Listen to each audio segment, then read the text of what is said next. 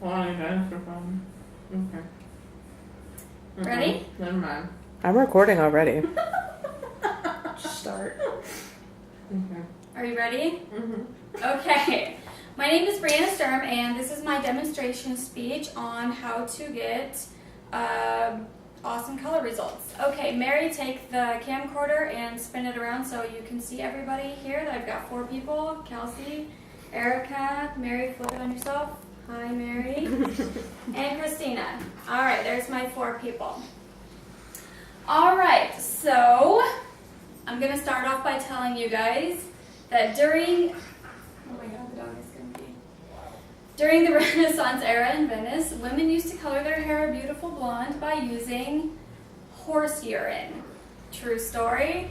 Now, over in ancient Rome, they used pigeon dung to get the same results. Luckily for us, we have modern chemistry where we can use a little less disgusting ingredients. These mixtures of various chemicals and pigments are used by 75% of women today. Unfortunately, these do-it-yourselfers aren't exactly the best at it, as cosmetologists like myself know. So today I'm going to explain to you guys the correct way to do your color and how to mix it up, and some things that you need to know before you even get started. There are 4 things that you need to consider before you start applying your color. The first thing that you need to consider is your natural hair level. This refers to the lightness and the darkness of everybody's natural hair. 1 being the darkest, which would be black, and 10 would be like platinum blonde, like this guy. Another thing that you need to consider, number 2, are the undertones in everybody's hair in your natural level.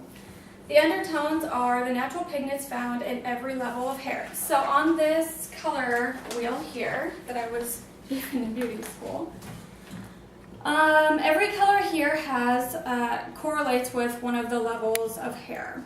So for example, 1 would be blue, and all the way up to 10, which would be the yellow. My mannequin here has, let's pretend, a natural level 5, even though it has been colored, but we're going to pretend that she's a natural level 5. And so on the color wheel, a natural 5 is going to be red, which means that's her undertones. Now when we're coloring her hair, we're going to remember that her hair is going to pull red. So we're going to use a color like 3 neutral if we're going to go darker to neutralize any of the warm tones in her hair. Another thing that you need to keep in mind before you color your hair is if you have any current color in your hair. Why do you need to know this? Because there are 2 rules of coloring hair. 1 being color does not lift color. Another thing that you need to remember is that color on top of color is going to appear darker. So if a person with a colored level 5 wants to go blonde, then they're going to have to use a bleach, because if you put a permanent color on top of that, it's not going to do anything. And then if you have somebody who always colors their hair like a level 7, and if they keep using that same color over and over again, eventually it's going to start getting darker. It's going to get down to like a 6, a 5, and so forth. And the last thing I want you guys to consider before you start doing your hair is the desired level, and whether or not you need to use a permanent color or a demi-permanent color.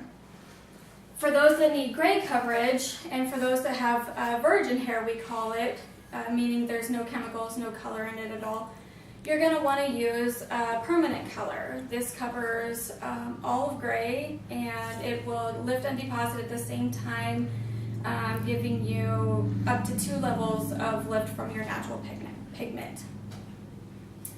If you are, if you have colored hair and if you want to go lighter, then you're going to want to use a bleach, like I have set out here for you to see. This is just an example of a lightener that I used. It's a Kenra, and it is going to be in a powder form like this. You're going to mix it with a developer that comes in 10, 20, 30, or 40 volume, which I don't have because it's just flat out dangerous. So 10 and 20, these are the ones that you're going to be able to use on your scalp without burning. When you get into 30 and 40, you're not going to want to use those on your scalp. That's going to cause blisters and soreness. So these are 30 and 40 is used for off of the scalp techniques. And lastly, for those that are wanting to go darker, whether your hair is already colored or not, anytime that you're going darker, you can use a demi-permanent. That way it's a lot less harsh on your hair. Moving on to how to mix your color. Now, if you go to Walmart, which I don't recommend, but hey, everybody does. If you go to Walmart, then the color and the developer is already going to be pre-portioned for you, so you don't even have to worry about mixing instructions. You just put the bottles together, shake, and have a good time. But if you want professional color, like I recommend, then you want to go get a professional line, and it's going to come in a tube, which is your color, and then a developer. You're going to buy these separately. Most manufacturers are going to have you mix these 1 part color to 1 part developer, 1-to-1 ratio. So you're going to want to buy a little measuring cup that looks something like this, that's got the ounces on it for you to see. And in her hair, since it's about, I'd say, 10 inches long or so, we're going to use about 4 ounces of color if we want to do an all-over color. Meaning we're going to do 2 ounces of the color itself and then 2 ounces of the developer. You're going to mix those together using a color brush and then set it aside while you section your hair out. And this is when we get into the actual coloring part itself. So we're going to section in 4 quadrants. I kind of cheated and used my quad that already had it pre-sectioned out. But you're going to use the center part. It's going to go down the middle all the way to down the back. And then you're going to part it lengthwise from the top of the ear to the top of the other ear. And that's going to create 4 quadrants. And then you're going to want to twist it up and secure it in place so it's not all over the place, so it doesn't get in your way. So you have a clean quadrant. All right. Before you mix color, you're going to want to put on a pair of gloves. These are going to prevent staining your hands. And once you have your gloves on, you're going to start by getting a little bit of color on your brush, and you're going to outline the quadrant that you start in. Now, I recommend starting in the front right quadrant and then work your way back. Now, for the sake of not wasting any color, I am just using a conditioner here. But for demonstration purposes, I'm going to show you in this quadrant here, you're going to start by taking 1/4 inch horizontal sections. These are going to be called subsections. If you want to, you can clip this out of the way so it's not going to be in your way. And with gloved hands, not bare hands like I'm showing. You're going to want to start at the very base, and we've already outlined, remember. You're going to start at the base of the hair and work all the way down to the ends. But you want to make sure that the color is getting evenly saturated, or else you're going to have mist spots and you're going to have an uneven color application.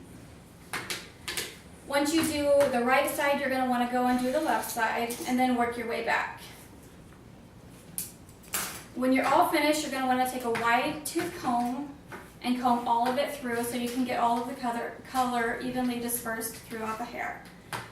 And then you're going to let it sit for 20 to 30 minutes depending on your manufacturer's instructions. We're going to say this is 30 minutes.